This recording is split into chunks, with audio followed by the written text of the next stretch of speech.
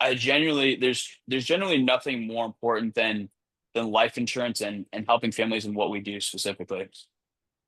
And so I want to encourage you guys because it's easy with, oh, I need to hit my numbers today. I need to get 300,000, or I need to get my presentations, or my goal this week is to write $10,000, or, I need to be on track to the President's Club. And, we just get lost in the monotony of it all when really and I've had to remind myself of this multiple times. And really it's important to just take a step back and realize, wow, like we're making a significant impact on families' lives. And what we do is truly important, and just the ability to make a difference. And Joe just texted me, he's running 5 minutes behind, so we got a little bit of time here.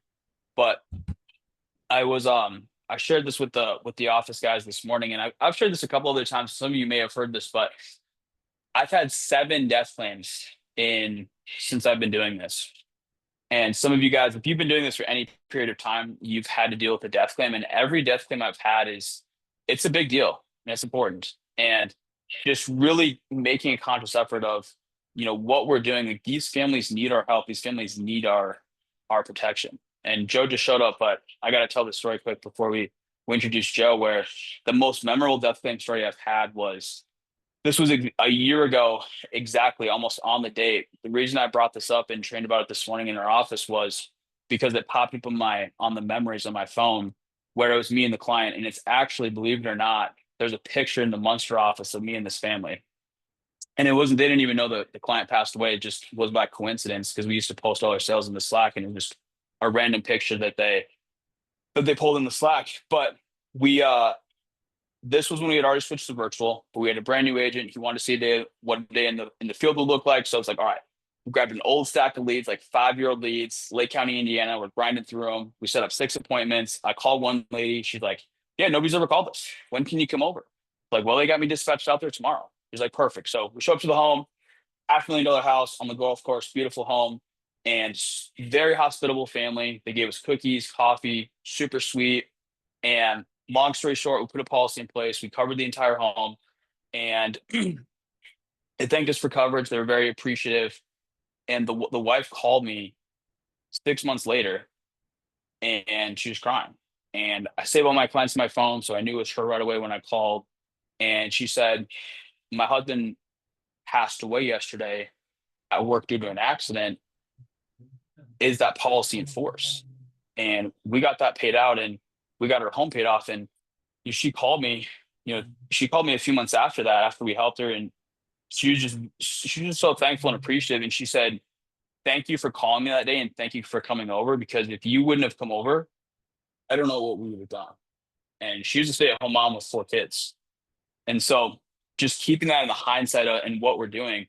And so when you come into the office, it's everything that's going on for the day. When you walk through the door, or when you're in your house and you walk into your office or your bedroom or wherever you work out of, when you walk through that doorway, everything that's going on personally in your life, put all that to the side.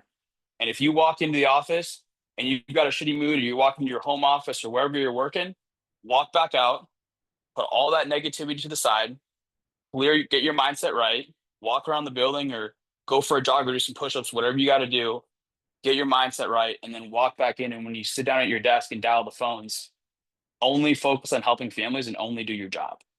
And when you have that mindset, and for me at 7 a.m. when I would sit down at my desk and look at my lead stack, this sounds morbid, but I would look at the lead stack and I would say, somebody on this sheet is going to pass away, and I'm the only person that knows. And when you have that level of conviction and belief in what you're doing, nothing the client tells you or does to you is going to matter. So I know I went on a tangent, but we're waiting on Joe. It's all good. Joe's a busy man, but thank you for hopping on the call and pouring into the team. Dude, happy to be here. Always. Full-time savages, man. What's going on, Yeah, Jay man. Lou? Well, Joe, dude, I'm doing amazing. I'm doing amazing. You don't need an introduction. You're the CEO, the GOAT of Pinnacle. So, Joe, let's just get right into it. Do it. We're already on a heater. Talk to us. We got a lot of new agents on here. So talk to us about the proper mindset and expectations new agents need to have in this business their first 90 days in? Yeah, I think it doesn't matter what you're doing in life or in business. When you are starting something new, especially entrepreneurially, right? You have to understand your skill set when you start anything is at the absolute lowest it can possibly be. And one of the mistakes, I like answering that question first, Jonah. People ask, well, what shouldn't I do? What you shouldn't do is what most new agents do, which is sit on the sidelines because your skill set's at an all-time low and just like drip your activity level because you're not confident and you're like, hey, well, I want to go full send, but I don't know exactly what to do yet. So let me just wait and get more knowledge and jump on more trainings. And that's the last thing you should do because there's only one way to overcome your lack of skill and lack of experience. And that's a really, really high number of reps. Like you need to get in the game. You need to get on the phone. You need to grab a lead stack. And listen, I'm not saying to like go like turn the lights out and throw darts in the dark. Of course not. Like get through the proper training, get with someone that actually knows what they're doing. Another mistake a lot of agents make, Jonah, like they're like, oh, you're new, I'm new, let's work together. Well, that's crazy, Jonah. Like, how could somebody with your skill level and your experience help you get any better? The answer is they can't. So I got to go to somebody that's way ahead of me, and I'm asking that person two questions. Hey, what are you doing today to have the success you're having? And what were you doing when you were at my level to get to where you are today? Once you grab that knowledge, dude, now it's all about getting activity. Lead flow, workflow, cash flow. We know that's true. Most agents are failing in the lead flow and the workflow department. Really hard to have a proper activity meter, the right intensity on that activity, Jonah, if you don't have the lead flow. So it's getting the leads in your hands. That brings up the next problem, Jonah. Most new agents come in, they're like, yo, these leads suck. They they do. That's the God's honest truth. Yeah. All leads suck, Jonah. All leads suck. All leads are great. It's all a mindset thing. What I know is this. If I can name an agent on here. I'll pick on Derek Rodriguez. We talked for a while yesterday. Derek, this is going to be a huge year for Derek, right? If I give Derek a lead stack of 100 leads, I don't care what type of lead it is. It could be a 3-year-old second chance mortgage mailer. It could be a brand new digital social media lead. What I know is our best agents are going to close X number of deals out of those 100 leads. Now that X number is going to look different depending on what lead stack, right, Jonah? If it's a 3-year-old mortgage list, 100 leads, how many deals do you think you could close out of 100 3-year-old mortgage mailers, Jonah, at your level? Out of 103-year-old mortgage mailers, Yes, 10, 20? you're really good. If you were talking to me, I'm a brand new agent. What is proper expectation for a brand new agent coming in? What should they close? I know what I think the number is. What do you think the number is? You said, is that Claudia for Jonah? Yeah. One or two? I agree with that. I think I always say the answer is two. There's at least two sales, at least in every 3-year-old mortgage list. It just is what it is. There's two deals. And you don't have to be really good. If you just call through aggressively with tenacity, you're going to trip over those two deals your first week. And those two deals are going to do what for you? They're going to build your confidence. They're going to build your skill set, build your experience level to where the second week, it shouldn't be two anymore. Now it should be three, maybe four. And so you're getting these small wins. You're building your confidence. You're building momentum. Business is, you can't take momentum out of it, dude. Momentum is such a big deal. It's such a big deal inside everybody's business. So the goal for every new agent is overcome my lack of skill, overcome my lack of experience with such a high level of activity that I'm building momentum and getting small wins. And then I'm leveraging the momentum from yesterday and the wins from yesterday and last week to get a little bit better today. And at some point, you get 3 weeks, 4 weeks, 5 weeks, 6 weeks in the game. It's like, all right, what once was hard for me 6 weeks ago, now I have confidence to know if I give Nick Milo a list of 100 Second chance mortgage leads, 2 years old, 3 years old. He knows he's going to pull X amount of sales out of those leads every single week. And now the conversations start to shift where it's like, all right, Nick, you got money in the bank, you're catching momentum, your skill set is growing. We're looking at your ROI financially. Let's start to look at your ROI on your time too, because both are very important in business. Entrepreneurs win or lose money management, time management. Those are the two things. Everything that we do is going to fall in those two buckets: money management, time management. So as we start making decisions daily in our business, I filter every decision off of those two buckets. How does this serve with money management?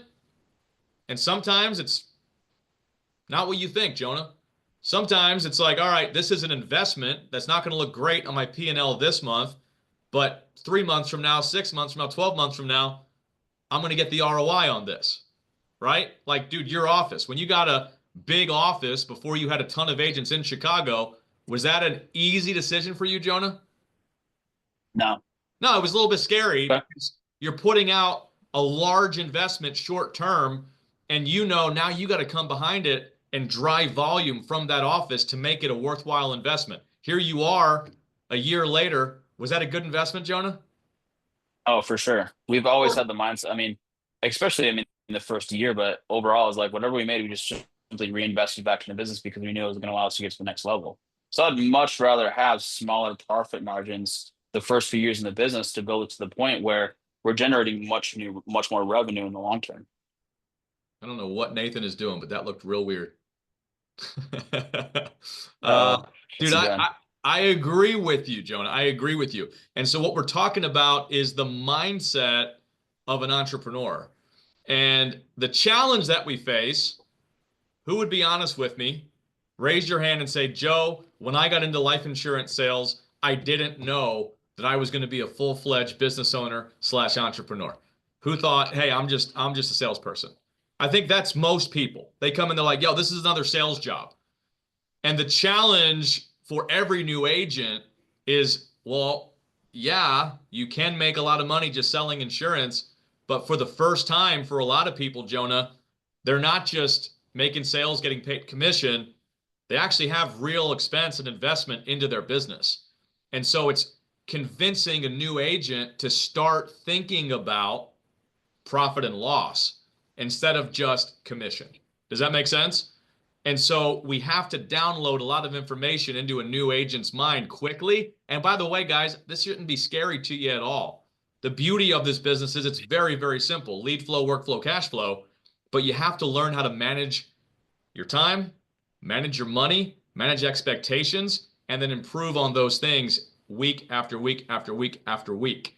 Oftentimes, you get into a boardroom, guys, and you're meeting with high level thinkers, executives, and I get asked the question all the time. They go, "Hey, what's your greatest strength? What's your greatest weakness?" And I've consistently said the same thing when people ask me what my greatest strength is. I don't mean this to sound like I'm bragging. I'm not. We all have great strengths and we all have great weaknesses. I know exactly what my weaknesses are too. I can tell you about those. But my greatest strength is that from 18 to 22, I figured out what those strengths and weaknesses are. And my strength is I know how to leverage what I did yesterday to get me where I want to go tomorrow. That's what entrepreneurship is as a whole. It's building momentum, getting small wins, leverage what I did yesterday to get me where I want to go tomorrow. Does that make sense to you guys? The game of Man, leverage is massive. Joan, I can keep going, but you probably have questions. Go ahead. yeah. Well, I just want to capitalize on what you said. You're going on a heater, so this is good. But you talk about the positive side of momentum, which is so important. And momentum should be your best friend in this business. But there's also a negative side to it. And momentum can also be your worst enemy if you don't respect it and Yeah, treat it properly. So as a 100%. brand new agent, the worst thing you can do in this business, or honestly anybody, doesn't matter how long you've been here, is, oh, I had a monster week. I worked super hard last week. I'm going to take this week off. Or I was in the office late last night, so I deserve to leave early today. Or I made a, it's noon. I already made a sale, so I made a sale for today, so I'm good. So I'm gonna take the next day off. Whereas like, guys, like having that good week that's what's gonna perpetuate next week and give you the momentum, the energy, the confidence and everything else to make this week even more massive. Or once you get that first, like, when's the easiest time to make a sale? After you've already After made a you made sale. one.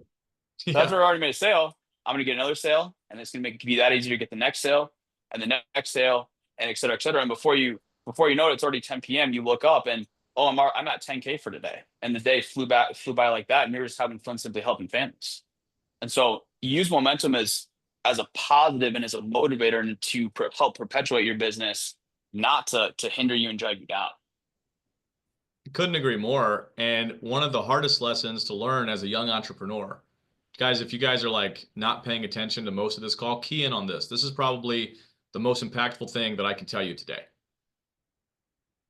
One of the greatest mistakes that I made in my early years as a business owner was assuming that the status quo that was today in the marketplace was going to continue tomorrow and indefinitely into the future. I'll break that down.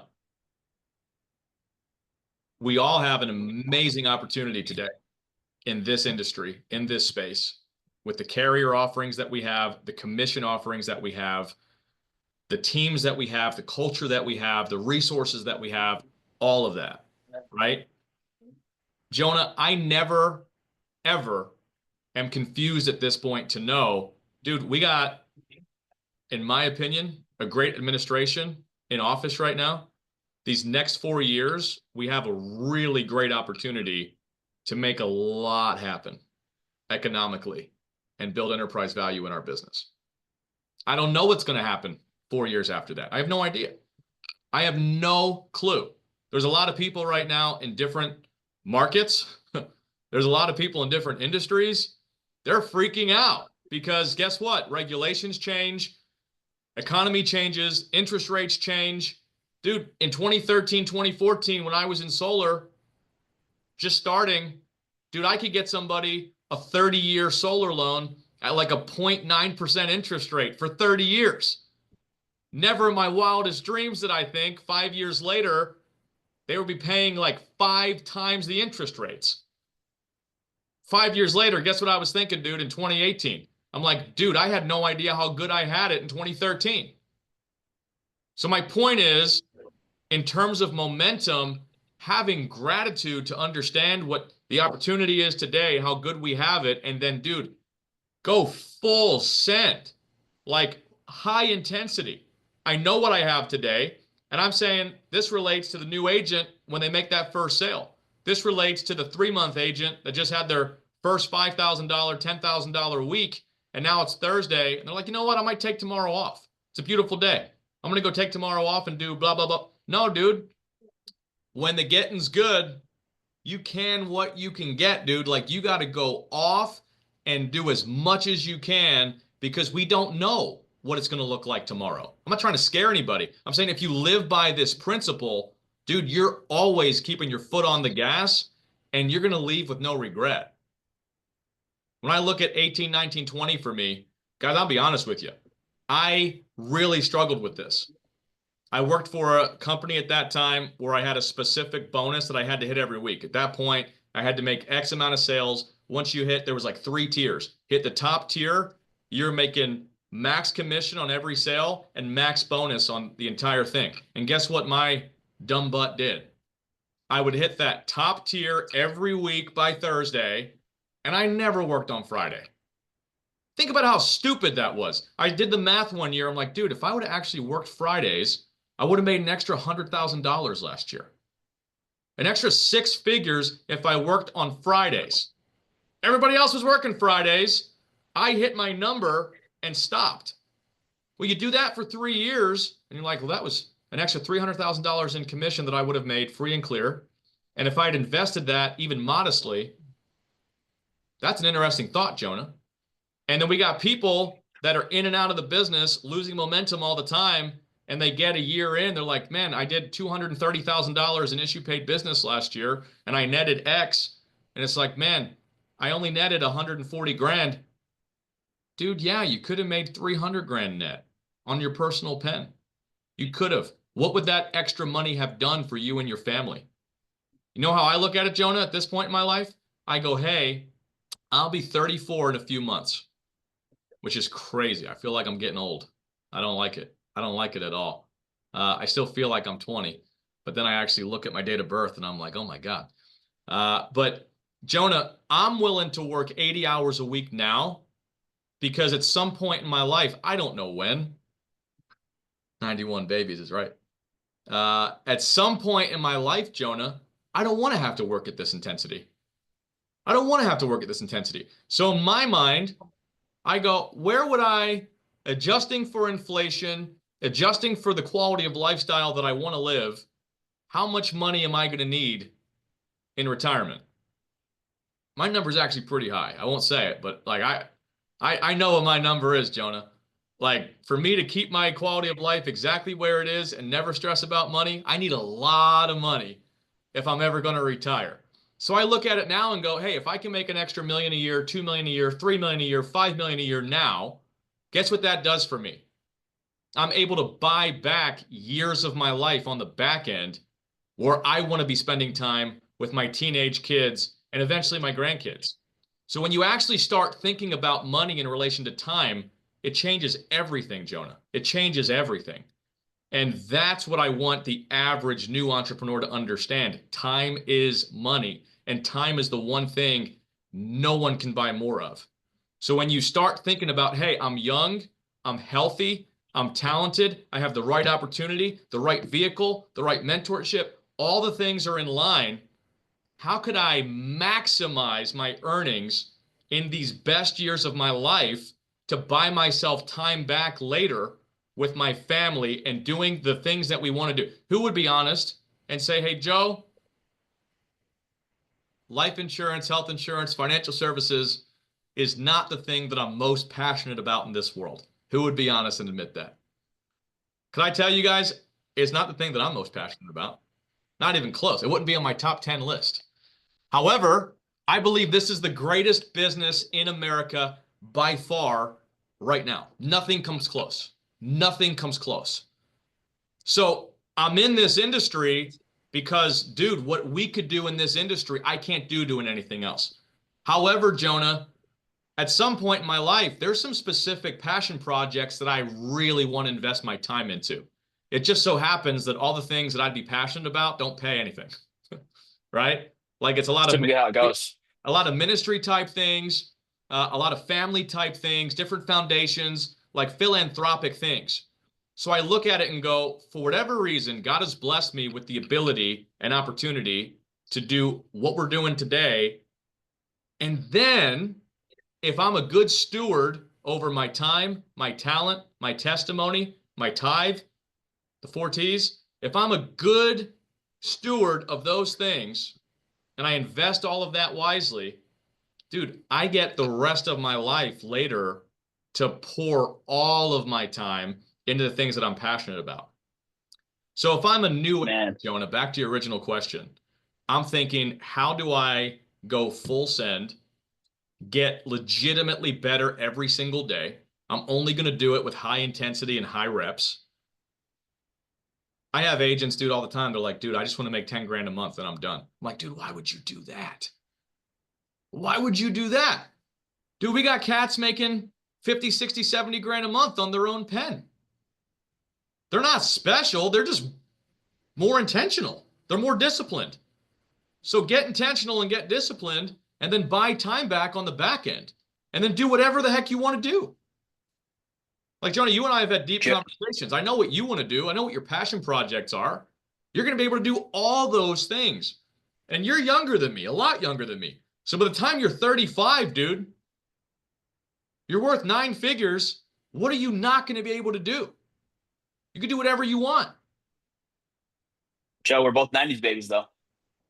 Hey, Just man, barely. I got a butt in here, though. I'm just scrolling through here looking at everybody on this Zoom call. Guys, 90% of you don't have kids and don't have families. And then a good chunk of those people, you guys aren't even married or in a relationship. So there's truly no better time to lock in and go all out than right now because this is the most time you're ever going to have and also the most energy you're going to ever have in your life. And just like how you've never left the gym after getting like no everybody bitches and complains about working out and going to the gym, but you never left the gym and say, fuck, I wish I wouldn't have done that. The same thing with this. You're never going to look back 10 years from now and be like, fuck, I wish I wouldn't have worked so hard. I wish I wouldn't have put in the effort. And so that's what I'm always telling myself. And think about how good that's going to feel when you're in your 30s, when you're in your 40s, and you've set yourself up the way you want to set yourself up, and you don't have to be stressed out about finances anymore. You can spend your time on passion projects, things that you actually enjoy and you want to do with your life. So man, that's powerful. Jonah, I could right now go back in my mind 18 to 23 when I was knocking doors 6 days a week. And dude, I have like a really, really weird memory. Like I don't forget a whole lot. And from all the years in door to door, if you throw me in neighborhoods in Northwest Indiana and Illinois, Chicago burbs, you could throw me on the streets, dude. I could literally point out houses that I've sold over the years. And dude, I remember at 21, 22, ice cold, snow on the ground, negative temps. I'm out there knocking and I'm like, dude, I'm destined for so much more than this, but I don't know how to get there. I don't know how to get there. All I know is what I have in front of me today. And I know that if I steward what I'm doing today, the Bible says, he that is faithful in little is and will be faithful in much. So, like, I had to convince myself, Jonah, and trick myself every day. All right, God has me here right now today. And maybe the only way he's going to get me to the next level and where I really want to be is if I perfect to the best of my ability where he has me today. And one of the questions, I was a youth pastor for 8 years. One of the questions I got asked the most as a youth pastor when I was dealing with juniors and seniors in high school, they would go, Joe, Pastor Joe. And I said, don't call me Pastor Joe, just call me Joe. But Pastor Joe, like what do I do? Like, I don't know where to go to college. I don't know what to study. I don't know, like, should I stay local for college? Should I go away for college? Like all these questions. And anyone that grew up in church, there's like a terminology that people use and they say, hey, like I'm trying to find God's will for my life. Anybody ever heard that before? I want to find God's will for my life. And I'll be honest with you guys. As a 23, 24-year-old youth pastor, I didn't have a good answer for them. You know why I didn't have a good answer for them? Because I didn't have a good answer for me at that point. I genuinely didn't know the answer. And I finally figured it out when I was like 27, 28. And I had a pastor say something to me that I'll never forget. I was like in a weird transition in my own life, dealing with a lot of different things. And by the way, I was making it way harder than it should have been. The answer was staring me in the face.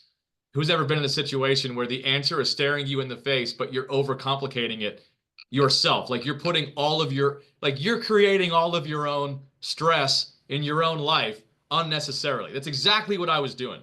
And I asked my pastor at the time this question. I said, I'm trying to figure out God's will for my life, and I don't know what it is. And he said, dude, why are you making this so hard? He's like, God doesn't want you confused. Satan is the author of confusion. God keeps things really, really simple. He's like, so he's given you green lights and open doors, and you keep trying to find red lights and make them green lights. He's like, he's given you opportunity, relationships, talents, gift sets. Run through the open doors, dude. Speed through the green lights. God's not going to reveal his will for you tomorrow. It doesn't work that way. Some of you guys have read the Bible and you know the story of Abraham. Well, God comes to this man named Abram at the time, and he's in Ur of the Chaldees. And he comes to Abram and he says, hey, Abram, I need you to leave. Leave your family, leave your home, leave the tradition, leave the religion, leave the culture. I need you to leave. And Abraham goes, well, where am I going? And God says, I'm not telling you. You need to have faith to do what I'm telling you to do today. And I promise I'll reveal to you where you're going tomorrow. Think about that, dude. That's scary for some of us OCD control freaks. We want to know the plan A through Z for the rest of our lives. But it doesn't work that way. Our job is to be where we are today, go full send, steward time, talent, testimony, tithe, impact and influence as many people for good that we possibly can. And what I can promise you guys, and I'm a testimony of this, the future takes care of itself if you steward the present the right way. Promise. Learn how to leverage the present to get to the future. What would you, that was so good. Learn how to leverage the present to get to the future. So what would you say with people that are struggling with having faith in themselves or overthinking or overanalyzing or just having the confidence that they need to have success? When I was young, dude, I would get around, like I grew up in a really strong church culture. So I'll take it from church to business. When I was really young, like my dad's a pastor. I have 17 pastors in my family. So I grew up like heavy in the church world. And, I would show up to, these mega churches and, you know, I'd be at dinners and events with pastors of these mega churches that had like big names. And I remember being like intimidated by some of these people. I'm like, dude, like, wow, look what they've built. Look what they've done. Like, dude, I could never do that. And by the way, that was just Satan. That's just the devil. Like the devil doesn't want any of us to reach our potential. And so like he whispers doubt in our minds. You can't do that. Look what you've done. Look what you haven't done. Like tries to trick us into thinking that we're not capable. So that self-doubt, that self-confidence, that lack of confidence, that's not from God. That's not from God. Because the Bible says I can do all things through Christ who strengthens me, right? And then in business, dude, I remember meeting CEOs when I was 21, 22 and getting around billionaires. And I remember thinking, dude, how the heck? And dude, the thing that changed everything for me is the more time I spent around these people that were high in position, high in authority, big money, but whatever the case might be, the more time I spent around them, I'm like, dude, you know what? They put their pants on the same way I do. They have the same stresses and the same problems that I do. They have the same self-doubt, the same fear, all the same things. The only difference is at some point they figured out that, remember this, write this down, remember this. Every one of us do what we believe we can. Period. Mm. End of story. We do what we believe that we can. End of story. And like, dude, I was blessed in that my parents, you guys ever heard like, you hear parents go, well, I want to teach my kid how to swim. So I took my 4-year-old and just threw him in the deep end and they figured out how to swim. Dude, my parents did that with everything in my life. Everything. I'll never forget. I was like 13 years old and my dad goes, yo, just so it was Saturday night. He's like, hey, you're preaching tomorrow. I'm like, what? I'm like, dude, I never preached a sermon. Like, what are you talking about? He's like, yeah, well, you're going to figure it out. You got 15 minutes tomorrow morning. And I'm like, oh, by the way, you guys do not want to hear that sermon. My parents have it recorded. You don't want to hear it. It was awful. But guess what that did for me, Jonah? I started facing my fears at an early age. And I got to the point where it was like, dude, jump in the deep end and learn how to swim. And in business, the only thing that holds people back is fear of failure. People are so scared to fail. It's like, dude, failure is not a destination. It doesn't have to be. Failure is just a stop on the way to success. That's it. And when you understand every entrepreneur, dude, I fail every day. And the only difference is when I was 18, 19, 20, I would live in that failure for a few days. And I would let that failure slow me down. And I'd be like, oh man, I really screwed that up. I really messed that up. And I would like sit in my own self-pity and like sit in my own failure and let it stop me from getting back on the horse. And then at some point, I had a great mentor that was like, dude, what are you doing? Yeah, you blew that sale. Get on the phone and find the next one. Get back on the doors, dude. Yeah, you had a bad day yesterday. One bad day doesn't mean you're going to have a bad week. One bad week doesn't mean you have a bad month. Like, that's the beauty of what we do. Like, everyone wants to talk about the negative in sales. I start at zero every day. I start at zero every... Dude, that's also the biggest blessing in the world. You get to recreate your own story every day, minute by minute. Don't be scared of failure. Embrace failure and learn from your mistakes and get better. We talk all the time. We know skill to do well in this business. That's true. You don't need any skill to start. You do need skill to get better. And there's only one way you're going to get more skill, dude. It's like Michael Jordan he did not make the basketball team his freshman year, dude. He didn't make the team. He's the greatest of all time. That's not debatable. Don't talk to me about LeBron. Nobody touches Michael Jordan what he did. You know what he did, Jonah? He went down to the park and he went to the gym 10 hours a day, put enough reps in, and he got better. So some of y'all are like, well, Joe, you haven't heard me on the phone, dude. I'm awful. I'm not going to lie to you. You probably are. You probably do suck. Nobody sucked worse than me. You've heard my story. 12 weeks, no sales my first 12 weeks. It took me a lot of doors to finally figure it out.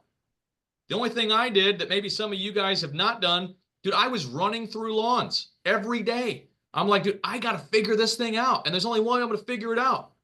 Doing enough of it until eventually it clicks. And then it clicked. And then my boss at the time was like, hey, you got to start recruiting. I'm like, I don't know how to recruit. He's like, well, here's a stack of resumes. Learn how to recruit. Boom, boom, boom, boom. Sucked at it until I didn't. Hey, you got to learn how to train agents, train reps. How do I do that? Figure it out. I was awful until I wasn't. You guys get the point? It's the same thing that's true for every one of us. What would you say to the agent that's he's struggling to find that dog in him? Like he's fighting that complacent mindset, and he's just really struggling to find his path and figure out if this is for him. What would you say to him? He's got all these voices in his head. He's doubting himself. He's overthinking. He's over like he everything we've said so far. Like he knows all this, but it's just it's getting down and actually executing. And and not only that, I'll preface that with the what I open this call with is I think a lot of people have struggle with mixing our personal life with this business. Where if we wake up in the morning and we got a good night's sleep and we got a good workout in and we come in the office and we're feeling like it's great to have a good day then. It's easy to help families then, but that's not most days. 90% of days we wake up tired or we fought with our girlfriend or this bad thing happened or we're stressed about finances or this is going on or stressed about or whatever. So it's like, how do you separate that and just lock in and focus on what you simply need to do? Jonah, that's like the most difficult question to answer. And the best This way is I why I can, asked you that. yeah, I'm going to give you the honest answer. I can give you the motivational answer, but the motivational answer, you know what that is? Nobody can motivate anybody else to change. That's the truth. It's not possible. Yep. It's Boom. not possible. You have to find it inside of yourself. Let me give you this analogy. Anybody like Dave Chappelle? I'm a big Dave Chappelle fan. I don't like all of his political views, but I do love Dave Chappelle. And he did a special last year called The Dreamer. And he put into words something that I've thought my entire life, and he put it into words so beautifully. I've used it so many times since then. And he tells a story in that special where he goes, hey, what I figured out in my life is that all of us have dreams. We all have dreams. We're all dreamers. Some people are strong enough dreamers that they become the main story. They become the main character in their dream. And they become the author of their own dream. You guys ever have a weird dream where it's like you're not in control and you find yourself like all over the place? I don't know, maybe I dream every night. Not everybody does. I dream every night. And like those are the weirdest dreams where it's like, dude, this dream is out of control. I don't know who's in the story. Like different people are popping in. I'm in different places and I can't control any of it. Dude, that's the worst place to be. And Jonah, can I tell you something? That's 98% of the population in real life every day. You are a supporting actor in somebody else's movie. Talk about a wasted life.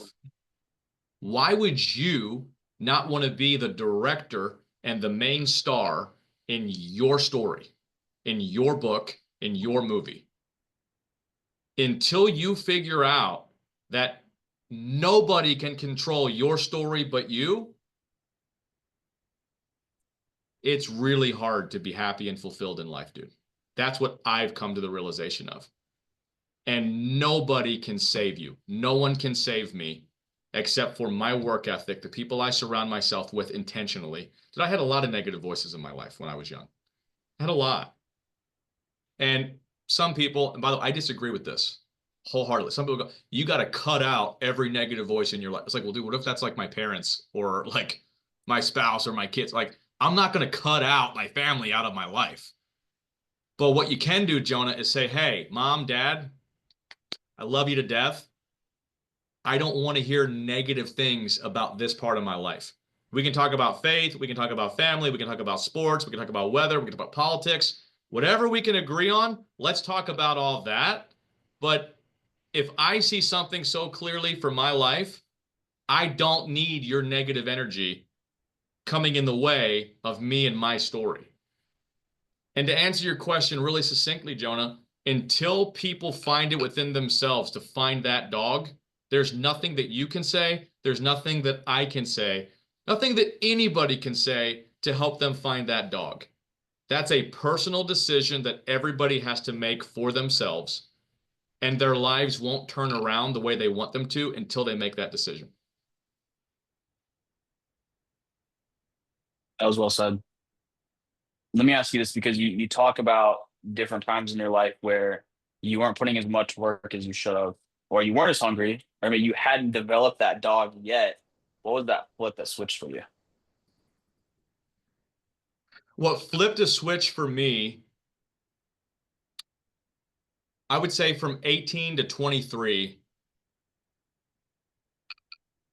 what I figured out was that I was immensely blessed and like I had developed talent and skill, but not a great work ethic. And I made the classic mistake in my younger years of relying on my talent and work ethic, or I'm sorry, my talent and my gift set to like be the big fish in a small pond. Be a big fish in a small pond. So I was out earning the people directly around me, and I convinced myself that I was something.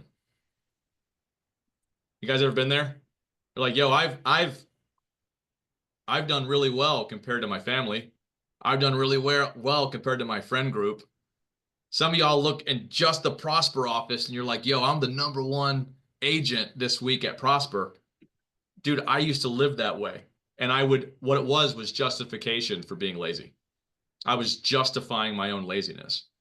And the greatest thing that ever happened to me, Jonah, is when I started looking outside of my sphere at people that were demolishing what I was doing, demolishing what I was doing. And so I stopped comparing down and started comparing up. And I'm like, all right, dude, now I get it. I don't want to be a big fish in a small pond. I want to be a small fish in a big pond because that's going to keep me hungry. That's going to keep me motivated. That's going to keep me moving. And the second piece of that, Jonah, there were two major life events that changed everything for me. The first is when I got married. When I got married, I now no longer just had myself to worry about. That changed my selfish nature immediately because now I got another human being that is dependent on me to reach her dreams and her goals and the vision she had for her life. And as a husband, I didn't want to let her down. And then when my son was born, you talk about a whole different level of understanding. Like, dude, there's no room for selfishness as a parent. There's no room for it. And How much hunger did that make you? oh, dude, oh my God. It changed everything for me. It changed everything. And I felt it in small ways when I actually became a manager and then an owner of a business. And now I have employees and reps dependent on me. And dude, that's a great motivator. So for the single producers that struggle with that, you know what the best thing they should do is, Jonah? Go recruit an Get agent. married and have kids? No, go Oh, go recruit recruit an an agent. agent. Go recruit an agent and have the pressure of winning at a high level so that the people below you can win at a high level too. That's like the Yeah, easiest cure for a selfish, lazy mindset. yeah. Definitely And don't go get earlier, a earlier I touched on Go ahead, yeah. Jim. Well, earlier I touched on all the single people in here, but the guys that are like, Derek, Ryan, the guys that are married and have kids, dude, that's you guys have an edge that the single guys here don't have either. It's like that's really gonna put a fire under your butt more than anything else. Like you look at Mindy's team, and it's like if you are single and you don't have kids, like yes, you have a ton of time on your hands. That's the most time you're going to have, but in a way, it's a blessing and a curse because you don't have that sense of urgency. Like the reason the majority of the producers on Mindy's team, they're so intentional with their time because their time is that much more valuable because they don't have as much time because they have a family and they have other responsibilities. So it's a blessing and a curse. And either way you spin it is you have an advantage and you have an edge. It's just all is your perception is reality. So what's your mindset towards that and how do you see that? Well said. Well said. Well, most people, Jonah, the people that I've learned this the hard way in life, people that have a lazier or selfish mindset, guess what they try to do? This they try to do.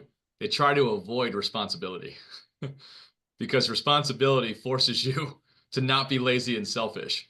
So there's only one cure realistically. It's take on responsibility past you and yourself. Put yourself in a position where you have to win for other people and you have to help other people win. That'll cure your problem really, really quickly. I promise. And that's definitely, you said, what was the couple things that really helped me get out of that mindset? Dude, I could take you to the time and the place where like I remember sitting there going, oh man, like I got to figure out how to take it to the next level. I got to figure out how to find more time. I got to figure out how to be more efficient with my time. I got to figure out how to get better at everything that I'm doing to maximize my earnings. I got to figure out how to produce and create something that a lot of other people could win with me. And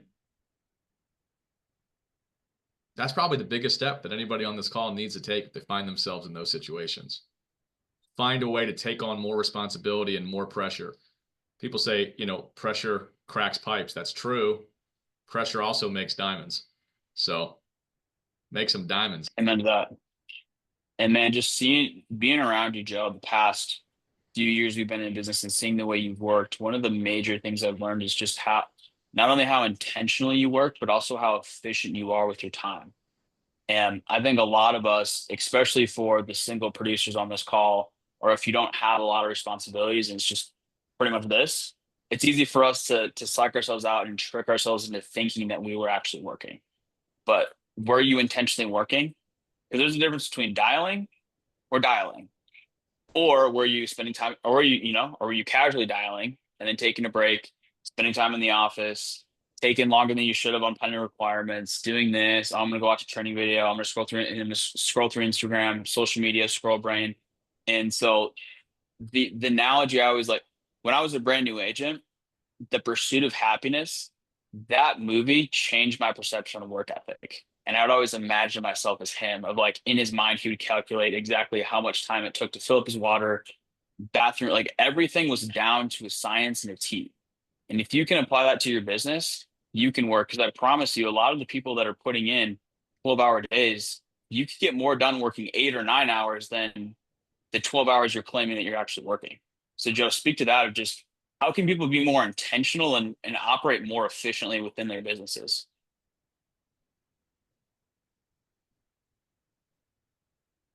I think it goes back to something I said a little while ago.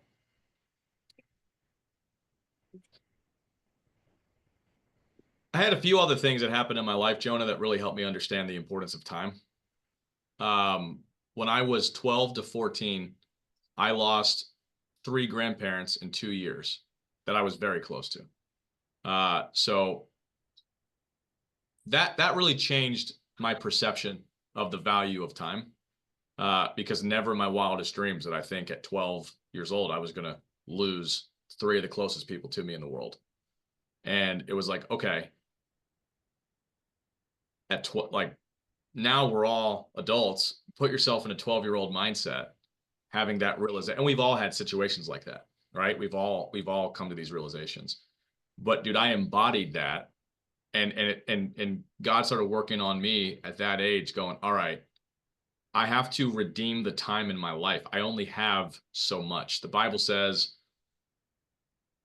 we're blessed if we get 70 years, so 70 years. 70 years. Now, with modern medicine and living healthy and eating the right things, hopefully we all live a lot longer than that, right? But ultimately, knowing that time is fleeting and knowing that time is important, dude, I don't want to waste any time, any time.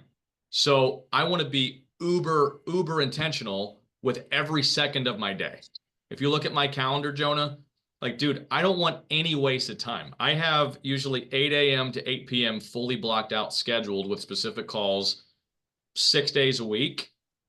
And by the way, you go, well, Saturday, what does that look like? For me, Saturday at this point in my life, I usually try to work. I was working until 1. Now I work till 3.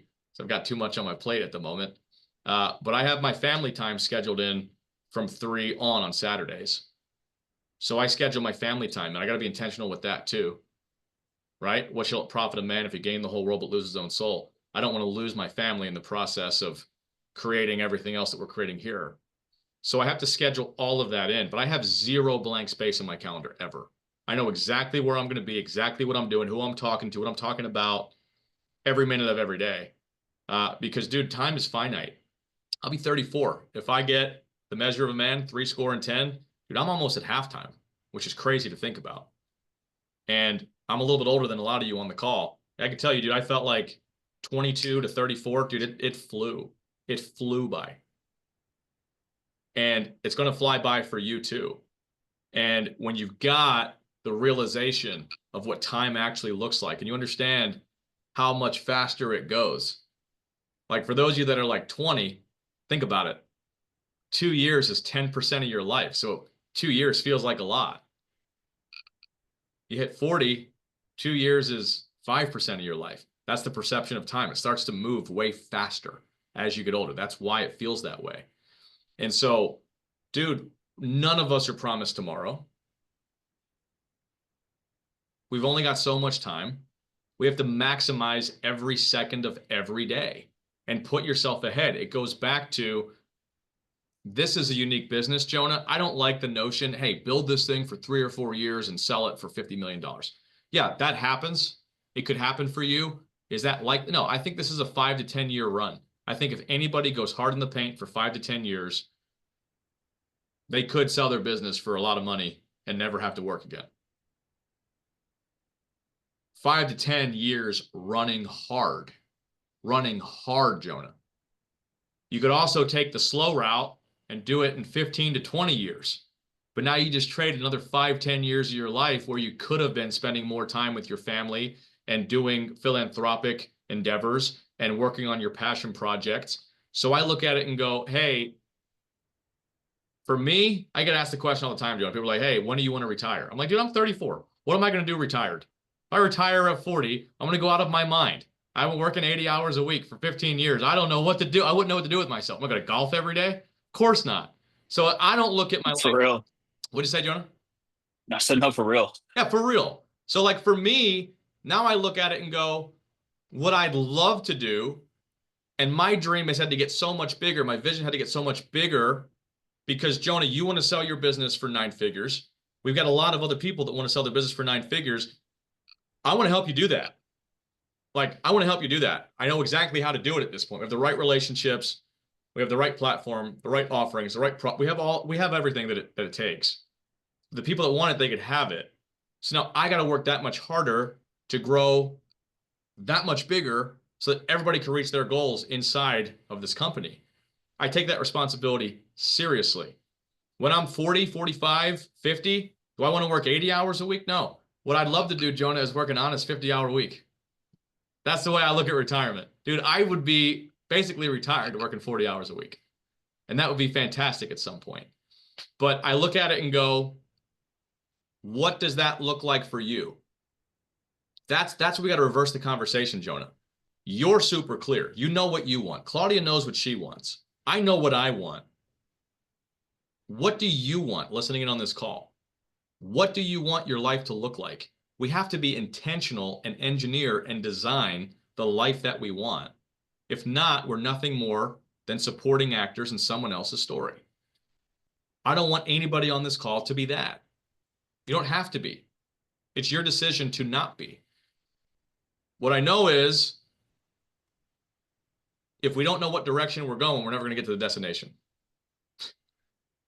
So everybody on this call needs to sit down at some point, if you haven't, and legitimately write down where am I trying to go in my life, and then reverse engineer what do I need to do today to get there. What does my next 12 months look like? My next 24 months, my next 5 years, my next 10 years? What does it look like? Jonah, I know exactly what it looks like for me at this point. I know exactly what it is. And that's why I'm able to be so efficient with my time, because I know what it's going to take to get where we're trying to go. So without understanding the destination, that's the honest answer to your question. People that are inefficient with their time, it's because they don't know where they're going.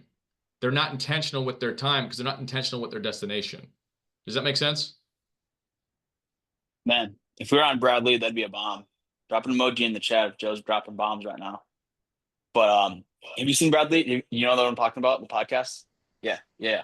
But all right, Joe, we're out of time. In closing, speaking of time flying by, we got convention coming up here in just a couple short weeks. So it's going to be hard, but if you have to summarize in a few short sentences of what you want agents to take away from Summit and convention this year and apply it to their businesses. What I want everybody to understand and walk away from this summit with, you're going to see a lot of people on stage that are earning a lot of money and doing big things in their business, and they're no more talented than you. They're no better than you. They're not more gifted than you. They made a decision at some point in their life to go all in on something. And that is the only reason why they're succeeding at a higher level than you, if they are. That is it. So the intention for this event is to raise your level of belief, not in Pinnacle, not in Joe Basso, not in Jonah Lewis. Raise the level of belief in yourself and what you can accomplish in this industry, in this business. And then also network with other people that are doing it. And it's a copy paste business, Jonah. We need to get good at like, it drives me crazy when I have people call me, Jonah, they're like, hey, I'm thinking about moving to this upline, because it's like, dude, we're all in the same business.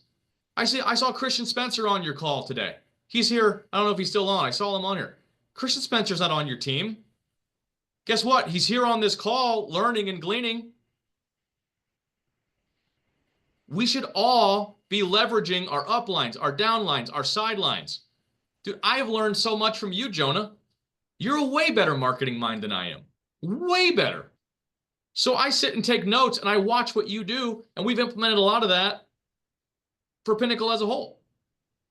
Mindy Tibbs is a freaking like military sergeant with her agents.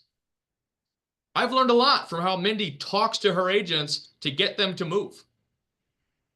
Dude, Caleb Combs, the way he talks on the phone, I've never heard anybody talk to clients the way that he does in a respectful manner. I heard this dude, he was talking to this client and she said something stupid to him on the phone, and he goes, hey, you silly goose. That's not actually true. And I'm like, oh, she's going to hang up on him. She didn't hang up. Guess what she did? She bought a $3,400 policy. And I'm like, wow, the way he handles objections, I've never heard anybody handle objections that way. I'm like, take notes. I got to learn how to talk to clients like that. Like, I'm just using a few examples, but you guys should be pulling and picking and taking 1% to get 1% better from everybody around you that's winning at a high level. And you're going to get to do that at Summit. So come with a notepad, come with your iPad, take tons of notes, and none of the notes matter at all if you don't apply them. Applied knowledge is the only way you get better. So you got to get the knowledge and then you have to apply it. So come ready to learn, come ready to change your life. None of the frou-frou motive, like take real tactical information and put it inside your life and your business. And look where you are a year from now. I promise it's worth your time. Man, what a great note to end on. So, Joe, thank you for hopping on our team call. Guys, it's help some families. It's making it a massive week. God bless. See y'all. God bless.